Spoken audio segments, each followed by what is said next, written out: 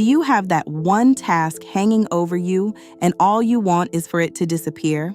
Maybe it is finally time to fill out that tax report and you keep putting it off. Maybe a letter from the bank came in and you are afraid to open it. Or maybe there is a phone call you know you need to make, but you keep waiting for the right moment. If you relate to any of those situations or anything like them, then this is exactly the video you need. So many of us keep pushing unpleasant tasks to another day. We move them to some later date, some better time, and instead of dealing with them, we choose to do something else. Maybe it feels important. Maybe it just helps us get a little farther away from that discomfort. But both of us know that postponing a task does not make it disappear. You can close your eyes, go to sleep, cook, spend time with friends, and do 100 other things, and still, that task will be there. This kind of procrastination is not really about laziness or a lack of motivation. Most of the time, it comes from how hard it feels to face something. And even though I completely understand that, I still want you to see the real price it comes with. Sometimes that price shows up in interest, penalties, or late fees. But the deeper price is the loss of peace in our own mind. That one task or that growing pile of tasks can stop you in your tracks. They become like weights you carry with you everywhere. But I promise you, this can change completely. By the end of this video, you will see how to turn a new page, clear the table, and create a calmer, quieter life for yourself. A life where you take care of things not from pressure and overwhelm, but from joy and from a real sense of control over your reality. For this video, I want to bring in Jonah the prophet, a fascinating man who was given a mission he truly did not want, and instead of facing it, kept trying again and again to run in the opposite direction. Our story unfolds in 4 chapters, taking us through a turbulent journey, from escape to a storm at sea, and all the way into the wilderness. This story is going to reveal the price of avoidance. But just as importantly, it is going to show us how to stop letting the tasks around us run our lives, and how to turn what feels like a burden into an opportunity for growth. Ready? Let's begin. The story of Jonah the prophet comes to us from the book of Jonah, and it unfolds around the 8th century BC. In the opening of the story, we meet Jonah living in the north of the land, living a relatively quiet life, until one day everything is shaken. He receives a divine command telling him to go to the city of Nineveh. And Nineveh is not just any city. It is the great Assyrian city, feared for its power and its cruelty. Its people were known for their brutality, and God tells Jonah that the evil of that city has risen before him, and because of that, their lives are now in danger. Jonah is not simply being told to travel there. He is being sent to warn the people, to stand before them and tell them that their ways are evil and that they must change before their city is destroyed. And as if the mission itself did not already require a huge amount of courage, Jonah also had to set out on a real journey. If we tried to place Nineveh on a map today, it would most likely be somewhere near Mosul in Iraq. And in terms of distance, we are talking about a journey of hundreds of miles, all to reach a place Jonah cannot stand. Jonah is comfortable where he is. He does not want this burden on his shoulders. And beyond that, he does not even believe the people of Nineveh deserve forgiveness. He does not think they should be given a chance to change. In short, he wants nothing to do with this mission. And I know that at this point, you can probably already think of a task in your own life that you have been ignoring, maybe even running from. Let yourself sit with that for a moment as we keep going and see what happened to Jonah. Jonah sets out, but not toward Nineveh. He leaves the hills where he has been living and makes his way down to Jaffa, already a busy port city in those days. There, surrounded by the smell of fish, the noise of traders, and the sight of massive wooden ships, he looks for the one boat that will carry him as far away from Nineveh as possible. The text describes Jonah's move as a descent. He goes down to Jaffa, And that is not accidental, because when we run, when we postpone, when we keep avoiding what we need to face, we are always going downward. So Jonah finds a ship bound for Tarshish, a place many scholars associate with the far western edge of the Mediterranean, possibly somewhere in southern Spain. In other words, he is willing to cross the whole sea just to avoid going to Nineveh. And to make sure the ship would leave, he pays the fare in advance for everyone on board just to be certain he can get out of there. In other words, he pays a fortune just to escape the mission he was given. And that is exactly what happens in our own lives. Running away always costs more. When we delay paying a fine, extra charges start piling up. And when we keep pushing a task aside, it takes so much more energy to finally face it later. Jonah paid an enormous price just to buy himself some peace of mind, never realizing he was really buying a ticket straight into the heart of the storm. Now we come to the second chapter in Jonah's story. He finds the ship that will take him far away, pays a great deal of money to get on it, climbs aboard, and the moment the sails open, he goes down to the lower deck. Once again, the movement is downward. It is a powerful picture of Jonah's avoidance and really of our own. The ship sets out, and once it reaches open water, a violent storm erupts around it. The sailors panic. They begin throwing cargo into the sea, hoping to save the ship. Everyone is shouting, everyone is crying out, and Jonah is the only one down below, alone in a dark cabin, asleep. This is not restful sleep. This is the sleep of escape. You probably know that feeling, when everything is piling up, when it feels like your whole world is starting to collapse and all you want to do is go to sleep, or disappear into your phone and scroll for hours just to avoid everything. All you want is to do what Jonah does, shut down completely. Usually it comes from this quiet hope that if we close our eyes, fall asleep, or disconnect for a while, the storm outside will somehow pass. But that is not what happens. And while Jonah is sleeping, the ship is already close to breaking apart. By this point, the captain is desperate. He does not know what else to do, so he goes looking for Jonah and finds him asleep. He wakes him and tells him, "How can you be sleeping at a time like this, when everyone else is fighting to save the ship?" Then he tells him to get up and pray to his God. In a way, the captain is like reality knocking at our door, or that inner voice inside us saying, "You cannot keep sleeping while your debts are piling up, while your project is sinking, and while life keeps moving whether you are ready for it or not." The sailors begin to realize this is not just a weather problem. Their ship is the only one being thrown violently from side to side, while the other ships keep moving on without trouble. So they cast lots, trying to find out who is responsible for the disaster that has come over them. The lot falls on Jonah, and suddenly all eyes are on him. The sailors ask him what he has done, and Jonah admits the truth. He is running away.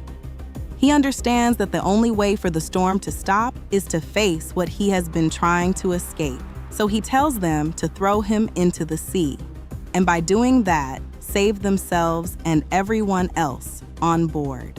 This is a frightening moment, but it is also the moment Jonah's courage begins to show. He understands that he cannot keep hiding inside the ship. If he is going to face reality, then he has to stop running from it, even if that means being thrown into the sea. There comes a moment like that in our own lives too. Even after all the running, reality is still there, waiting for us to face it. But I'm not asking you to give up everything and jump into stormy waters the way Jonah did. In just a moment, you'll see that even for Jonah, things did not get resolved so quickly. Now we come to the third chapter in Jonah's journey. After he admits the truth, the sailors respond with compassion. They don't want to throw him into the sea and send him to his death.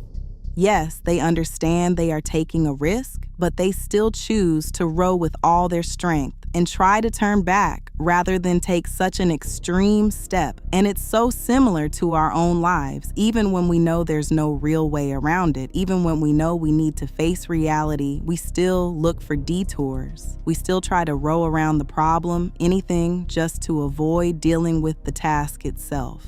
When rowing back fails, they make a different decision to lower Jonah into the water little by little. First, they lower him in up to his knees, and the sea grows calm, so they pull him back up. But the moment they do, the storm rises again. So they repeat it. This time, they lower him into the water up to his neck, and once again, the sea grows calm. But as soon as they lift him back up, the storm returns.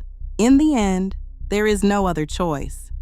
Everyone understands it now, Jonah included. The only way forward is to let him go. And in a single moment, the sea turns calm.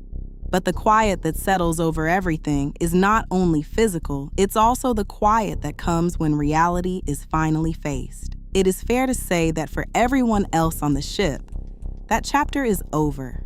But for Jonah, the story is far from finished. He sinks into the depths, and yet instead of drowning, he is swallowed by a great fish. Just imagine what that must have felt like. A moment ago, he was on the ship, right in the middle of the storm, and now he's inside the belly of a great fish. In an instant, he goes from all that noise to complete silence to darkness. He's trapped in a place that is tight and suffocating, and now he has to figure out what he's going to do.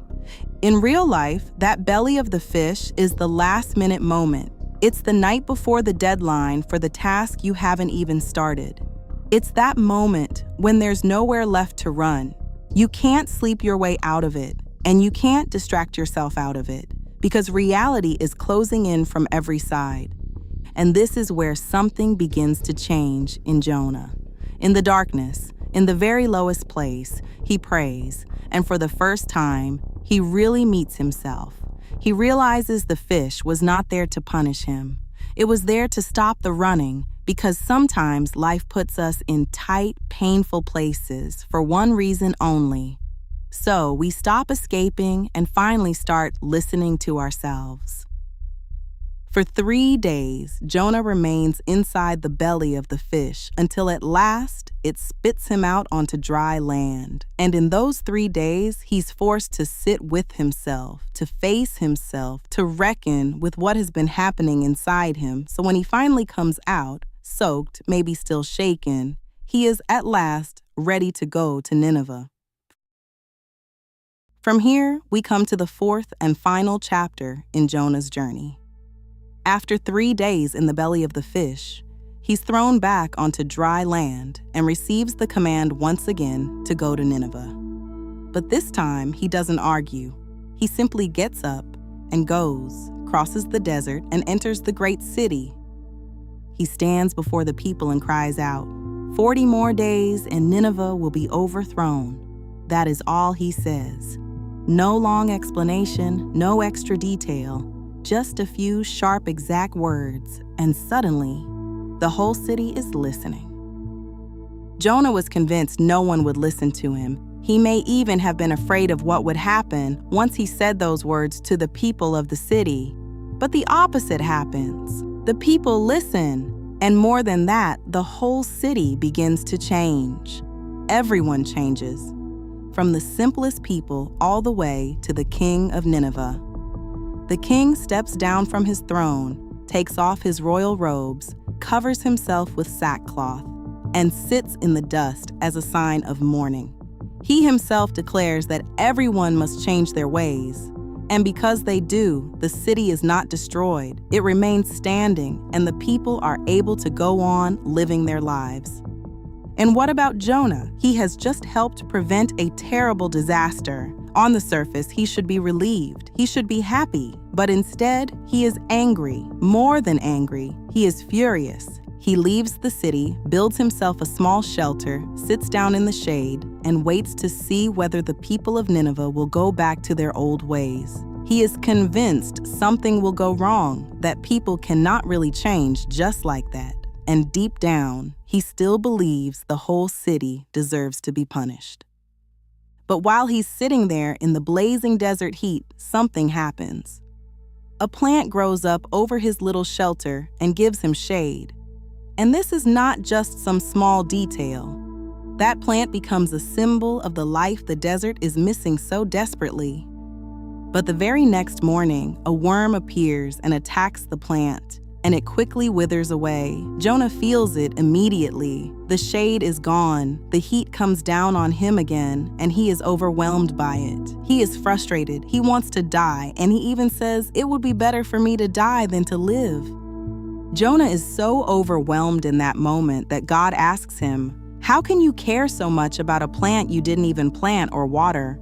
How can you be ready to die just because the plant is gone, just because things got a little uncomfortable for you, and yet feel no compassion for an entire city?" And that's where Jonah's story ends, with God putting everything back into perspective and showing him where all his energy and emotion have really been going. Jonah wanted to die over a plant that withered, a plant that had pulled his attention away from what truly mattered. Something that barely affected reality had, in his eyes, become more important than everything else he had been through. And this is exactly what happens in our own lives. We let one small task take over our mind, and it ends up stealing entire days of peace. That's the lesson of the plant in Jonah's story. The drama we create around small things is just not worth the price. The question at the end of the story forces Jonah back to what really matters. It pushes him to face his own emotions and ask whether he has lost sight of the value of life itself simply because he let those emotions take over. And the story ends with a question for a reason, to remind us that the choice is still in our hands. There are things bigger than us, and there's so much we cannot control. But in the end, how we respond and what we choose to give our energy to is still up to us. So what does Jonah's stubbornness and the journey he goes through teach us about our own lives? It shows us that the things we avoid don't disappear just because we hide from them, and reality doesn't stop just because we look away. But you already know that. What this story really gives us is a deeper way of understanding why we keep avoiding the things we need to face.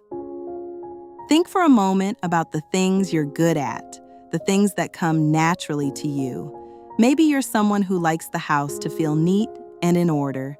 Maybe your work comes easily to you, or maybe building friendships is something you do with ease. We naturally stay close to those areas because that's where we feel confident, capable, and at home. When something comes naturally to you, you feel it. You feel more confident, more at ease, more like yourself. And very often, the thing that feels easy for you is something someone else struggles with deeply. That may be your gift. That may be one of the ways you are meant to bring something good into the world. If connecting with people comes easily to you, then you probably carry a kind of warmth that others can feel. And with that same quality, you can make the people around you feel more comfortable, more seen, and a little lighter too. You could almost call that your purpose.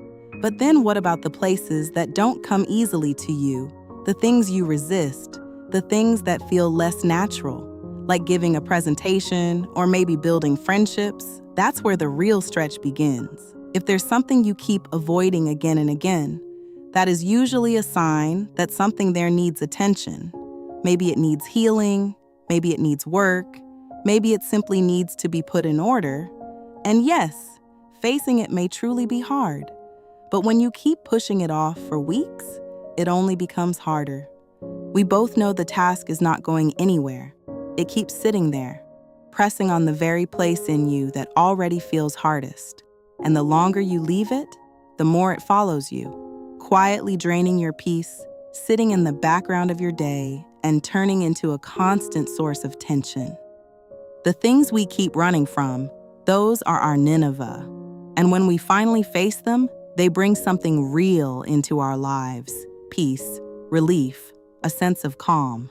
It may not feel as dramatic as Jonah saving an entire city, but the impact can still be enormous. And I want you to notice something else. Yes, Jonah ended up helping save the city, But he didn't come out of that journey the same person. Something in him began to soften. Some of the judgment he carried started to loosen, and he began to learn what compassion really is. And that's the deeper point for us too. When we face the things that don't come easily to us, the growth is often much bigger than the task itself.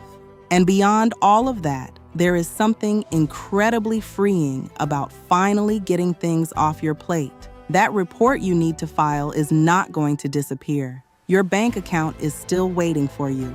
That email is not going to send itself. Sooner or later, the thing you keep pushing away is still going to ask for your attention. Most of the time, those are the very tasks that help you grow. They push you through a real process. They help you break through the things that have been weighing on you. And the moment you stop running, you realize that all the energy you were using just to hide below deck can finally be used to build something new.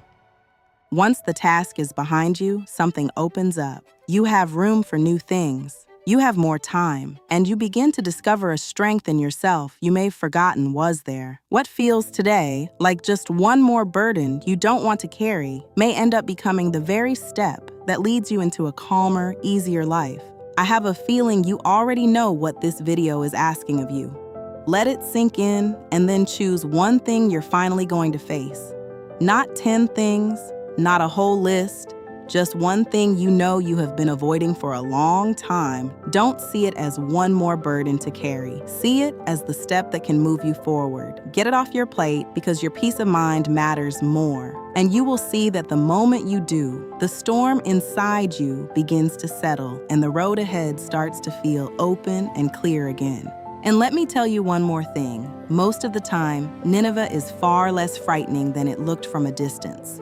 So right now, choose one task and decide that you're going to do it. Not tomorrow, not next week. Ask yourself what you can do today so that at last it can be behind you. And just before we finish, I want to thank Jonah for giving us such an important lesson about putting things off. But more than that, I want to thank you for taking the time to listen, to learn, and to spend these moments with me.